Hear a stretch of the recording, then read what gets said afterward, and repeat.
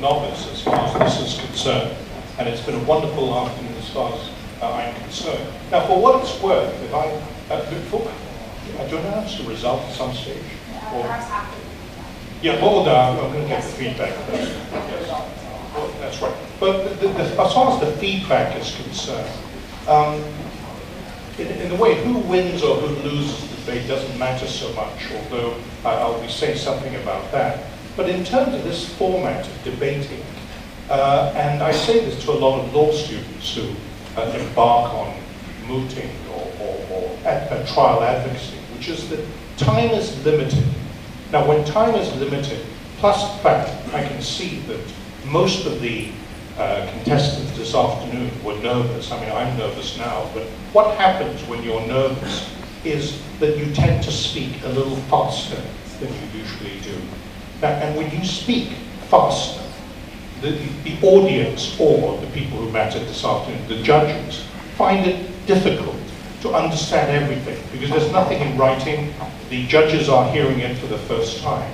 So it's important, even though you have a time limit, that if you are nervous and you have a 4-minute time limit, you have people clapping as well. Actually, it was brilliant whoever was clapping, because that's really quite intimidating, is to try to speak a little slower so that you can make yourself understood. Now, what about then content? Now, don't be too ambitious when you're speaking with the time limit, especially if you're speaking a little slower than you should be. And that is then to concentrate on just a few points. Now, no judge, however much he or she is paying attention, is going to be able to absorb, particularly with a topic like this, too many points.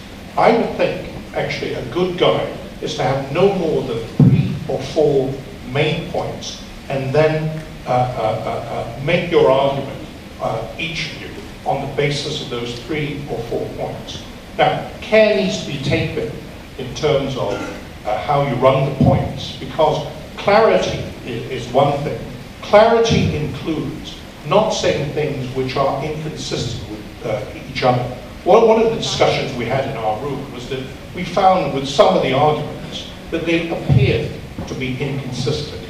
Now, if you have the luxury of just concentrating on 3 or 4 big points, then that should go, because in the course of preparation, you can iron out those inconsistencies. Inconsistencies mean lack of clarity. Consistencies and cohesion means a coherent series of speeches, and that's what wins you tournaments. Now, in this case, I say, it actually doesn't matter who wins or loses the debate, because it's a very subjective thing. My own personal view is I'm probably more inclined to opposition than I am to the proposition. A number of points can be made, I think, let's start with proposition.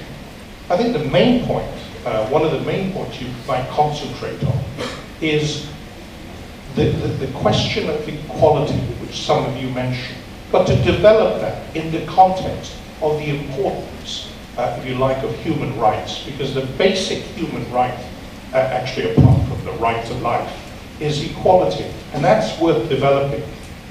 Equality in this sense, that in education, that people of a certain caliber and merit ought to be able to go to university and not be hampered by the fact that he or she can't afford it. So that's one of the big points in favor. There is also in favor a purely logical argument running along the lines that universities prepare people for life. The disciplines which one learns at university, not just medicine or law, even mathematics, physics, chemistry, engineering, have a practical value. The more people you have, the excellent people, because when we're talking about government funding, it's government funding people who deserve it. The more people you have who deserve it, who are the best, the better the product is from the universities of the people in those disciplines, be it maths, chemistry, engineering, law, or medicine. There is an economic argument which can be run in favor, which is that government keeps on saying that it has no money. Most governments are in deficit, but actually governments spend a lot of money. Spending money on education is always a good thing. And this can be, of course, pushed.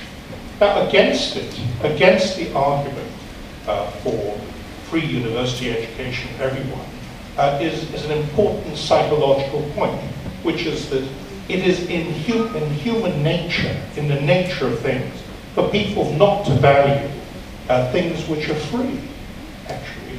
I mean, it's a fact of life. If you can buy something for $1,000, provided you have $1,000, you value that more than something that's given to you free, even though it's the same product. Education, unfortunately, is one of those items, because the experience of a lot of countries, I'm not going to name the countries, has been that where education, university education, has been free for a lot of people, it's not been valued. Now, that's one argument that can be run. Of course, the economic argument can be run against providing free university education. Who's going to pay for it? Money doesn't grow on trees. America, which spends the most amount of money in the world, actually is in severe deficit to the extent of, I don't know what the word is now, trillions, but beyond that. And the third main point in opposition really is, where is the evidence to suggest that this is actually good for society? It is a theoretical benefit to society without any firm basis. Now, these are the arguments you ought to be thinking about. Now, I know that for the contestants, for the people in this competition, it was called, what is the word, impromptu motion. Now, you can't prepare for an impromptu motion because you can't go away and prepare overnight and look things up. The way to deal with impromptu motions, in life you've got to be confronted with things all of a sudden you can't prepare. The only way to adequately prepare is what all teachers will tell students is read more. Get a good general knowledge. Read more, because the more you read, the more you are experienced in life through the books. And that is the experience you will be relying on to be able to deal with situations that suddenly come up. This is just one of them, a mild form of a situation that comes up. You call it an impromptu debate. Anyway, I hope that's of some help to some of you. These are my own remarks, and I hope shared by my panel as well. Thank you.